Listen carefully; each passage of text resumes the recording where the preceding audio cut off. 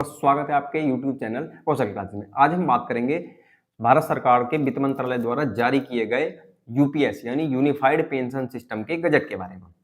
25 जनवरी 2025 को यह गजट जारी कर दिया गया। तो अब बताते हैं कि यूपीएस कौन कौन लोग ज्वाइन कर सकते हैं या पात्र एनपीएस से यूपीएस जाने में।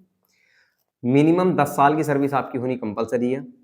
अगर आप बीआरएस के तौर पर यूपीएस लेना चाहते हैं यूनिफाइड पेंशन सिस्टम, तो आपको बीआरएस से पहले 25 साल की सर्विस जरूरी है। ठीक है जी। अब बताते हैं उसके बेनिफिट क्या क्या बताए गए गजट में। बेनिफिट बताए गए, जो आपका 12 महीने की एवरेज सैलरी होगी, एक महीने की जो एवरेज सैलरी बैठेगी उसका 50% आपको मिलेगा।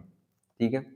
दूसरी चीज, 10 साल से अगर कम सर्विस है तो आपको यूपीएस ज्वाइन नहीं कर सकते, यानी आपको यूपीएस के फायदे नहीं मिलेंगे। ठीक है जी। तीसरी बात, अगर किसी वजह से आपकी पेंशन कैलकुलेशन के बाद 10,000 से कम है और आपकी सर्विस 10 साल होगी, तो आपको मिनिमम 10,000 पेंशन सरकार देगी ही देगी। ठीक है। 10 साल से और 25 साल तक अगर सर्विस है तो उसके लिए फॉर्मूला बनाया गया, उसी हिसाब से अनुपात के हिसाब से आपको पेंशन मिलेगी। ठीक है जी। तीसरी बात, जो भी डिपेंडेंट होगा मतलब आपका, उसे आपकी मृत्यु के बाद लगभग 60% पेंशन, आपकी पेंशन का 60% मिलेगा। यानी एग्जाम्पल, अगर आप 50,000 बेसिक और डीए पर रिटायर हुए तो आपको 25,000 रुपए पेंशन मिलेगी, लेकिन आपकी डेथ हो जाती तो आपकी वाइफ को 15,000 रुपए पेंशन के रूप में मिलेंगे। ठीक है जी। नेक्स्ट बात करते हैं। अब बात करते हैं अब बात करते हैं यूपीएस बना कैसा। यूपीएस का जो पैसा होगा वो कहां से होगा। कर्मचारी का 10% हिस्सा जमा होगा। ठीक है। केंद्र सरकार भी उसमें अपना 10% हिस्सा जमा करेगी। ये तो हो गया आपका पर्सनल कॉर्पस। पर्सनल कॉर्पस में दो चीजें हैं, एम्प्लॉय का कंट्रीब्यूशन और गवर्नमेंट का कंट्रीब्यूशन। इसके बाद सरकार अपनी तरफ से एक्स्ट्रा कंट्रीब्यूशन करके एक पूल कॉर्पस और बनाएगी। वो 10,000 की बेसिक सैलरी मतलब बेसिक पेंशन को निर्धारित करने के लिए, जो भी पेंशन में अगर कमी रह जाती है तो उसको पूरा करने के लिए सरकार एक एक्स्ट्रा कंट्रीब्यूशन स्टार्ट करेगी। ठीक है जी। कर्मचारियों का जो कंट्रीब्यूशन है वो 10% होगा, सेंट्रल गवर्नमेंट का कंट्रीब्यूशन भी 10% होगा, और यो व्यक्ति के मतलब जो एम्प्लॉय उसके पर्सनल कॉर्पस में जमा कर दिया जाएगा। यहाँ ध्यान रखेंगे पर्सनल कॉर्पस और पूल कॉर्पस दो अलग अलग चीजें हैं। नेक्स्ट बात करते हैं इसमें। अब बात करते हैं यूपीएस सेलेक्ट करने वाले निवेश विकल्प। जो एम्प्लॉय होगा, जो उसका पर्सनल कॉर्पस होगा 10% वाला, 10% अपना हिस्सा और 10% केंद्र सरकार का हिस्सा, उसमें इन्वेस्ट के ऑप्शन चेंज कर सकता है। मतलब जो इन्वेस्ट के ऑप्शन होंगे वो अपने हिसाब से चेंज कर सकता है। ठीक है जी। नेक्स्ट बात करते हैं। यूपीएस कॉर्पस जो होगा, मतलब जो एक्स्ट्रा पूल कॉर्पस है, उसमें केवल केंद्र सरकार को चेंज करने का कोई भी विशेष अधिकार है। उसमें कोई भी एम्प्लॉय चेंज नहीं कर सकता, जो पूल कॉर्पस है। ठीक है जी। अगर व्यक्ति कोई इन्वेस्टमेंट के जो ऑप्शन है वो चेंज नहीं करता, तो जो डिफॉल्ट तय करे गए हैं पेंशन निधि विनियामक और विकास प्राधिकरण द्वारा, वो डिफॉल्ट पैटर्न अपने आप उस हिसाब से आपको रिटर्न वो मिलेगा। नेक्स्ट बात करते हैं। इस पेंशन को चूज करने के लिए केवल आप एक ही बार चेंज कर सकते हैं। क्लियर लिखा हुआ पॉइंट नंबर 3। यदि कोई कर्मचारी एकीकृत पेंशन योजना के विकल्प का चयन करता है तो इसके सभी निर्धारण एवं शर्तों को अपनाया गया माना जाएगा और यह एक बार चुने जाने के बाद अंतिम होगा। ठीक है जी। तो ऐसा कोई भी चेंज नहीं होगा। चौथा, उन्होंने कह दिया जब आप एनपीएस से यूपीएस में चेंज करेंगे तो जो आपका अब तक का कॉर्पस है वो यूपीएस कॉर्पस में चेंज हो जाएगा। नेक्स्ट, पर्सनल कॉर्पस की जानकारी कर्मचारी को समय समय पर यानी महीने के हिसाब से मिलती रहेगी। नेक्स्ट बात करते हैं। अधिवर्षिता या सेवानिवृत्ति पर एकीकृत पेंशन योजना विकल्प के अंतर्गत कर्मचारी की अर्हता सेवा उस कार्यालय प्रमुख द्वारा निर्धारित की जाएगी। यानी कि जो सर्विस पीरियड है वो तो कार्यालय जो प्रमुख को वो ही करेंगे, उसमें कोई ऐसी बात नहीं है, जो सुपरवाइजर है। हाँ, इसमें एक पॉइंट और बताया, अगर आपकी रिटायरमेंट के टाइम पर कोई भी डी&आर यानी कि अनुशासन कार्रवाई चल रही है, ठीक है, तो इसके सुनिश्चित भुगतान के लिए अलग से प्रावधान जारी किए जाएंगे। मतलब क्लियर बता दिया गया, यूपीएस विकल्प के अंतर्गत सुनिश्चित भुगतान के बारे में प्रावधान अलग से अधिसूचित किया जाएगा। अभी कोई प्रावधान सरकार द्वारा नहीं दिया गया। ठीक है जी। पेंशन निधि विनियामक और विकास प्राधिकरण कोई भी विनिमय जारी कर सकती है, और डेट बता दी गई है इसमें। यूपीएस के परिचालन की प्रभावी तिथि 1 अप्रैल 2025 होगी। ठीक है, ये इसकी इंपोर्टेंट बातें थी। बाकी हम फॉर्मूलों के बारे में बात करते हैं यूपीएस की। 5 स्थिति हो सकती है। पहली स्थिति उसकी बेसिक 45,000 रुपए रिटायरमेंट के समय, 30 वर्ष सेवा करी हो या ना करी हो, वो अलग अलग विकल्प है। अंशदान यानी जो उसका कंट्रीब्यूशन था वो रेगुलर था या इरेगुलर था। पैटर्न यानी कि जो इन्वेस्टमेंट का पैटर्न चूज करा उसने डिफॉल्ट था, मतलब अपनी तरफ से कोई इन्वेस्टमेंट का ऑप्शन उसने चेंज नहीं करा। और पार्शियल विड्रॉल यानी करा या नहीं करा, वो अलग अलग। फॉर्मूला बताया पी वाई टू यानी कि आपकी बेसिक पे जो थी उसका हाफ, क्यू आपके जो सर्विस के मंथ हैं, ये 300 यूज करा गया 25 साल के लिए। 25 साल में कितने महीने होंगे? 300। तो क्यू अपॉन 300, क्यू का मतलब होगा कि मंथ के हिसाब से उसने कितने महीने तक नौकरी करी या सेवा करी। आईसी और बीसी उसका बेंचमार्क कॉर्पस, अगर डिफॉल्ट के हिसाब से जो उसका कॉर्पस होता वो, और इंडिविजुअल कॉर्पस अगर उसने कोई इन्वेस्टमेंट ऑप्शन चूज करा, पार्शियल विड्रॉल करा, बीच में कंट्रीब्यूशन नहीं दिया, तो उसका इंडिविजुअल कॉर्पस होगा। और ये आपका पेंशन का फॉर्मूला। बात करते हैं पहली कंडीशन ये है कि उसने 5 चीजें करी, यानी बेसिक पे 45,000, 30 साल सेवा करी, कंट्रीब्यूशन रेगुलर दिया, डिफॉल्ट पैटर्न था, और कोई पार्शियल विड्रॉल नहीं करा। तो फॉर पेंशन कितनी होगी? 45,000 बटे 2। 30 साल नौकरी करी तो 30 साल में कितने महीने हो गए? 300 इंटू 300। और आईसी माना कि कॉर्पस उसका 50 लाख था, बेंचमार्क कॉर्पस 30 साल में, और उसका भी बेंचमार्क इंडिविजुअल कॉर्पस 50 लाख ही होगा क्योंकि उसने कोई चेंज नहीं करा।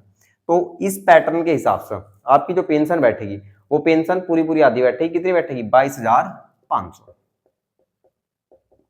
ठीक है जी। दूसरी कंडीशन के बारे में बात करते हैं इसमें। ठीक है, यहां एक चीज और बताई, अगर आपकी नौकरी 25 साल से ज्यादा है तब भी आपको क्यू की वैल्यू 300 ही लेनी है, यानी वो 300 महीने ही मानने हैं मैक्सिमम। ठीक है जी, 300 से ऊपर नहीं ले सकते। चाहे आपकी अगर मान लो 30 साल नौकरी हुई तो 360 महीने होंगे, लेकिन यहां फॉर्मूले में 300 ही यूज करना है। ठीक है जी। बात करते हैं सेकंड कंडीशन। पहली कंडीशन इसमें बता दी, अगर ये किसी वजह से ये कम है, या ये 10 साल सर्विस है और 22,500 किसी वजह से 10 साल से कम हो, तो वो 10,000 माना जाएगा। सेकंड कंडीशन, कर्मचारी 1, 3 और 5 शर्तों को पूरा करता है, केवल सर्विस उसकी 15 साल है, जो सर्विस मानी गई वो 15 साल है, 15 वर्ष, तब उसकी पेंशन कितनी होगी? बेसिक का आधा 45,000 बटे 2, 15 साल में महीने होंगे 15 12 180 बटे 300, मल्टीप्लाई कॉर्पस ये भी 50 लाख और ये भी 50 लाख।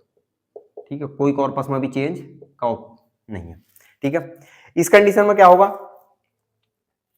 इस कंडीशन में एक चीज होगी, इस कंडीशन में उसकी पेंशन होगी 13,500। 13,500, 10,000 से ज्यादा तो सरकार कोई चेंज नहीं करेगी। तीसरी कंडीशन के बारे में बात करते हैं, कंडीशन नंबर 3। तीसरी कंडीशन के बारे में, तीसरी कंडीशन उसने बताया कि कर्मचारी 45,000 बेसिक भी है, ठीक है, और कर्मचारी के पास 10 साल की सेवा है, केवल 10 साल की सेवा है। 10 साल की सेवा होगी तो फॉर्मूला यही होगा 45,000 बटे 2, 10 साल में महीने हुए 120 बटे 300, और ये 50 लाख अपॉन 50 लाख कर लेंगे। ठीक है जी, शॉर्ट में लिख रहे हैं। जब इसकी कैलकुलेशन हम करेंगे तो ये कैलकुलेशन हुआ 9,000 रुपए। ठीक है जी, 9,000 का मतलब होगा कि सरकार इसे मिनिमम 10,000 और महंगाई भत्ता करेगी ही करेगी। ठीक है जी, तो ये 9,000 कैलकुलेशन फेल हो जाएगी, सरकार उसी स्थिति में। लेकिन कंडीशन यही है कि ये 120 महीने यानी कि 10 साल सर्विस जरूरी है। 10 साल से कम हो तो फिर आप एनपीएस में जाओगे, तो आपको 10,000 रुपए पेंशन 10 साल की नौकरी के बाद एक निश्चित हो जाती है। ठीक है जी, इसमें भी एक और ऑप्शन है। ठीक है जी, कर्मचारी ना आंशिक निकासी कर ली बीच में। ठीक है जी, एम्प्लॉय ने क्या करा? एम्प्लॉय ने पार्शियल विड्रॉल कर लिया, बीच में किसी चीज के लिए जरूरत पड़ी, तब इस कंडीशन में क्या होगी? ठीक है, बात करते हैं। बेसिक 45,000 बटे 2, 10 साल की नौकरी थी तो 120 बटे 300। ठीक है, कॉर्पस चेंज हुआ होगा, कॉर्पस किसी भी वजह से चेंज हुआ होगा। मान लिया कि बेंचमार्क कॉर्पस होता 25 लाख और उसका कॉर्पस हुआ 22,50,000। ठीक है जी। तो इस कंडीशन में इसकी कैलकुलेशन बनी 8,500 रुपए। ठीक, 8,500 का मतलब इस कंडीशन में इसने पार्शियल विड्रॉल करा था, यानी कि पैसे निकाल लिए थे। तो इस कंडीशन में सरकार पेंशन में कोई चेंज नहीं करेगी और 8,500 रुपए पेंशन आपको दे देगी, 8,800। ठीक है, ये 10,000 पूरा सरकार नहीं करेगी। क्यों? क्योंकि आपने पार्शियल विड्रॉल अपनी सर्विस टाइम में कर लिया गया। ठीक है जी। चौथे ऑप्शन की बात करते हैं। कंडीशन नंबर फोर्थ कंडीशन क्या होगी? कर्मचारी की 45,000 बेसिक भी है, 30 साल नौकरी भी कर ली, कंट्रीब्यूशन भी रेगुलर था। नहीं, कंट्रीब्यूशन रेगुलर नहीं था। हमने मान लिया कि ये दो कंडीशन पूरी कर ली और कंट्रीब्यूशन रेगुलर नहीं था। ठीक है, तो पेंशन कैसे होगी? 45,000 बटे 2, 30 साल नौकरी मान भी ली तो 300 बटे 300, मतलब 30 साल नहीं 25 साल। ठीक है जी। ओके, उसके बाद क्या करा? अब उसका कॉर्पस जो 50 लाख होना चाहिए था वो 45 लाख रह गया। जो कॉर्पस डिफॉल्ट पैटर्न में 50 लाख होना चाहिए था वो अब उसका 45 लाख रह गया। ठीक है जी। अब क्या हो गया? अब ये हो गया 20,250 रुपए। ठीक, क्यों? क्योंकि आपने क्या करा? आपने रेगुलर जो कंट्रीब्यूशन था वो नहीं करा। किसी महीने आपकी जैसा एनपीएस कटता वो नहीं कटा यूपीएस में, वो स्थिति है। ठीक है जी। अब ऑप्शन ये कि कर्मचारी ने ये भी करा, ये भी करा, ये भी करा और जरूरत पड़ी तो पार्शियल विड्रॉल कर लिया। पार्सल विड्रॉल कर लिया तो पार्शियल विड्रॉल की स्थिति में क्या होगा? बेसिक 45,000 बटे 2, 25 साल की नौकरी कर ली तो 300 बटे 300। ठीक है जी। और उसके बाद अब क्या हुआ? उसकी वजह से जो उसका कॉर्पस 50 लाख का होना चाहिए था वो 40 लाख का रह गया। ठीक है, तो इस 40 लाख के रेशियो के हिसाब से आपकी पेंशन बनेगी और इसे कंप्लीट करा जाएगा और ये पेंशन हुई आपकी 18,000 रुपए। ठीक है जी। नेक्स्ट। ओके, अब कंडीशन नंबर 6 है। कंडीशन नंबर 6, 5 हो गया ये तो 5 था और ये 6।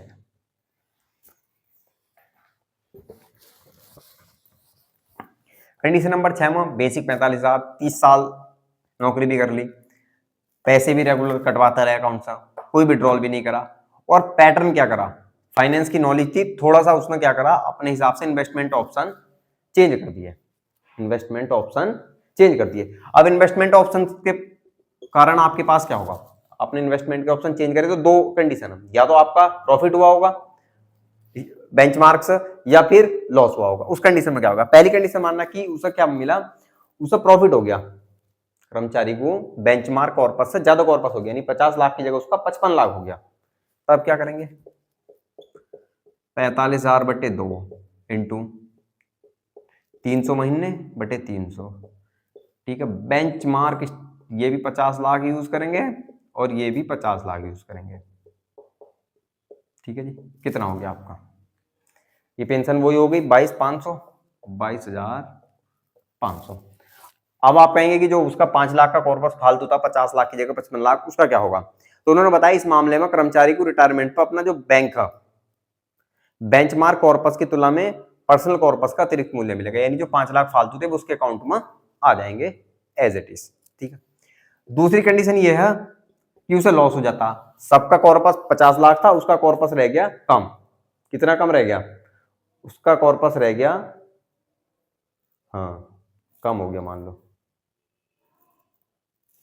ये मान लो 45 लाख रह गया। तब क्या करेंगे? 45,000 बटे 2, इसमें भी फर्स्ट और सेकंड दो कंडीशन देख दी उन्होंने। फर्स्ट कंडीशन क्या बताई? फर्स्ट कंडीशन ये बताई कि जब उसने अपनी तरफ से इन्वेस्टमेंट ऑप्शन दिए उसे लॉस हुआ, यानी उसका कॉर्पस 50 लाख नहीं हुआ, 45 लाख रह गया। या तो वो 5 लाख पूरे करो पूरी पेंशन लेने के लिए, ठीक है, और वो नहीं देता तो क्या करेंगे? पहली कंडीशन ये कि वो जो जितना कॉर्पस था उस पर पेंशन लेना चाह रहा, तो 300 अपॉन 300 कॉर्पस हुआ उसकी गलती की वजह से या होशियारी की वजह से 45 लाख, तो उसकी पेंशन का फॉर्मूला भी 45 लाख के हिसाब से निकाल देंगे और ये पेंशन होगी 20,250। दूसरी बात करते हैं, अगर वो कह रहा है कि हाँ मेरी गलती थी, मैं ज्यादा होशियार बना, 45 लाख में चलो मैं थोड़ा सा लॉस कवर कर देता हूं, वो उसमें 2.5 लाख रुपए डाल देता है, 2.5 लाख रुपए, तो क्या होगा इस फॉर्मूले में यहाँ 47,50,000 अपॉन 50 लाख, ठीक है जी, बाकी 300 अपॉन 300 और ये 45,000, ठीक है जी। तो इससे उसकी पेंशन इंक्रीज हो गई, पेंशन हो गई कितनी 21,375। कंडीशन आपको क्लियर हो गया, डन। जो उसे लॉस हुआ, ठीक है, या तो वो लॉस एक्सेप्ट कर लेता तो पेंशन उसकी कम हो गई, वो उस कॉर्पस में अगर पैसे डाल देता है तो 21,375 उसकी पेंशन हो गई, ठीक है जी। अब हाइपोथेटिकल कंडीशन मोटा मोटा ये समराइज कर देते हैं। समराइज क्या करते हैं, पहली कंडीशन तो बेसिक उसकी 45,000 रुपए है, ठीक है जी। दूसरी कंडीशन नौकरी 10 साल से कम है तो वो एनपीएस के हिसाब से, 10 साल से 25 साल तक है तो यहाँ रेशनल फॉर्मूला क्यू के हिसाब से, जो जितने भी नौकरी क्या होगा जॉब इन मंथ्स, यानी कि महीनों के हिसाब से उसकी कितनी नौकरी थी। अगर किसी वजह से नौकरी 25 साल से ज्यादा है तो यहाँ क्यू की वैल्यू 300 ही यूज करनी है, ठीक है, 300 से ज्यादा यूज नहीं करनी है। तीसरी कंडीशन जो उसका कंट्रीब्यूशन है, कंट्रीब्यूशन के दो ऑप्शन है, या तो रेगुलर था वो देता रहा तो सेम फॉर्मूला है, और अगर इरेगुलर है बीच में किसी वजह से नहीं कटा तो जो उसके कॉर्पस पर असर पड़ेगा वो उसकी पेंशन पर फर्क पड़ेगा, ठीक है जी। चौथी कंडीशन थी डिफॉल्ट पैटर्न, जो पीएफआरडीए देगा या जो विकास प्राधिकरण देगा, या तो उसका डिफॉल्ट पैटर्न यूज करा या अपनी तरफ से कुछ इन्वेस्टमेंट ऑप्शन दिए चेंज करें, ठीक है। इन्वेस्टमेंट ऑप्शंस के भी दो रास्ते हैं, या तो उसे प्रॉफिट हुआ ज्यादा मिल गया या फिर उसे लॉस हुआ। प्रॉफिट की स्थिति में जो उसका पर्सनल पैसे मिलेंगे उसे बाद में वो ज्यादा मिलेंगे, ठीक है, पेंशन में कोई चेंज नहीं होगा। लॉस के दो ऑप्शन है, या तो वो पेंशन कम लेगा या फिर उसकी भरपाई करेगा, ठीक है जी।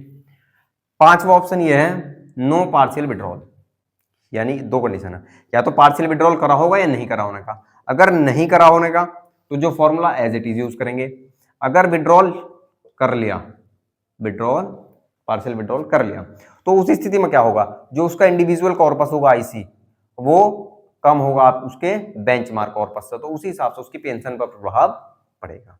ये इसकी कैलकुलेशन थी, जैसा बता दिया गया मोटा मोटा। नेक्स्ट बात करते हैं,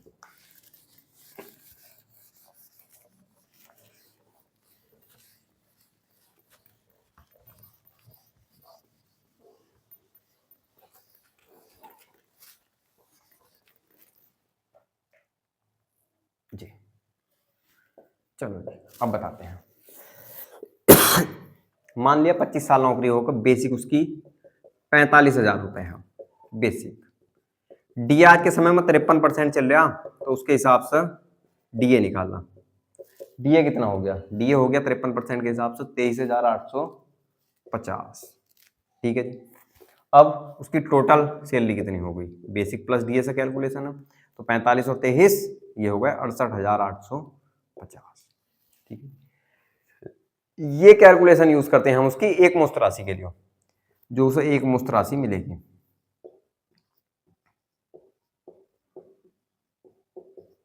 एक मुश्त राशि के लिए फॉर्मूला बता दिया गया, क्या बताया गया, माना कि यही उसकी क्या थी, मंथली थी पेंशन, मतलब मंथली सैलरी थी। अब उसने बता दिया 1/10 गुणा जो एवरेज सैलरी 68,850 इंटू एल, ठीक है जी। अब एल का क्या मतलब है, एल का मतलब कि प्रत्येक 6 मंथ पर, प्रत्येक 6 मंथ यानी कि 6 महीने पर एल की वैल्यू एक इंक्रीज होती चली जाएगी। जैसे बात करते हैं एल की वैल्यू, 10 साल अगर किसी ने नौकरी करी तो एल की वैल्यू कितनी होगी, 10 साल में कितनी छमाही होंगी 20, तो एल की वैल्यू होगी 20।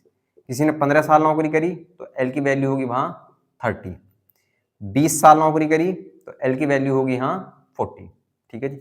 और 25 साल नौकरी करने पर एल की वैल्यू 25 दूनी 50, ठीक है जी। इस तरीके से आपको जो मतलब जो पैसे मिलेंगे नगद उसकी बात चल रही है। उसमें बता दिया अगर 10 साल से कम तो यूपीएस का सिस्टम ही लागू नहीं होता, तो उसका कोई फॉर्मूला या कैलकुलेशन की जरूरत नहीं है, ठीक है जी। 30 साल अगर नौकरी है, इस टेबल को ऊपर कर लेते हैं, है ना।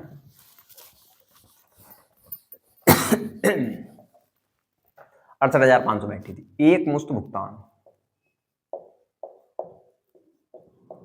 कितना कितना बैठेगा। एक मुश्त भुगतान की बात कर रहे हैं, फॉर्मूला क्या था, 1/10 68,850 यानी कि उसकी एक महीने की salary basic plus DA into L. L की बात करते हैं, ठीक है जी। मान लो कि सर्विस 10 वर्ष, एल की वैल्यू 20, 15 वर्ष एल की वैल्यू होगी कितनी, 15 दूनी 30, 20 साल में एल की वैल्यू 40, 25 साल में 50 एल की वैल्यू, और 30 वर्ष की नौकरी पर एल की वैल्यू हो गई आपकी 60, 35 साल की नौकरी पर एल की वैल्यू हो गई आपकी 70। तो अगर इसे कैलकुलेशन करते हैं, ठीक है जी, बता दिया उन्होंने क्या करेंगे। अगर इस हिसाब से करेंगे 10 साल 20 निकालेंगे तो 6885 का 20 गुना कितना होगा, 1,37,700। अब आप देख सकते हैं इतनी आपको बेसिक सैलरी मिल रही थी, अगर 10 साल की नौकरी तो आपको ये मिलेगा, मोटा मोटा सीधे 25 पाते हैं। 25 साल आपने नौकरी करी, आपकी बेसिक 45,000 थी, तो आपको कितने पैसे मिलेंगे, तो उस कंडीशन में आपको मिलेंगे 3,44,250, 3,44,250, ठीक है। 30 साल नौकरी हो गई, एल की वैल्यू 60, तो 4,13,000 के आसपास, ठीक है, 4,13,100। 35 साल नौकरी हो गई, 35 साल तो वैसे बहुत लंबी नौकरी होती है, तो 4,81,950। ये अलग अलग कंडीशन है, चाहे तो 15 और 20 का भी लिख लो, 2,06,550 और ये 2,75,400, ठीक है। ये आपका जो एक मुश्त भुगतान है, ग्रेचुटी जिसे कहते हैं, वो ग्रेचुटी का फॉर्मूला बता दिया गया, ठीक है जी। अब आपको चीजें समझ में आ गई होंगी, आशा करते हैं कि आप अच्छे से डिसीजन लेंगे जो भी होगा। आप एक बहुत सिंपल सी चीजें सोचिए, आपको 68,000 रुपए सैलरी मिल रही थी, 25 साल आपने नौकरी करी, तो आपके हाथ में 3.5 लाख रुपए सरकार ने दिए और घर जाइए, ठीक है जी, ओके। और उसके बाद जो पेंशन थी वो 25 साल के हिसाब से हमने अभी कैलकुलेट करके बताई। आप अपने विवेक से निर्णय लें, एनपीएस या यूपीएस या ओपीएस, ठीक है। तो ये केवल यूपीएस के बारे में जानकारी थी।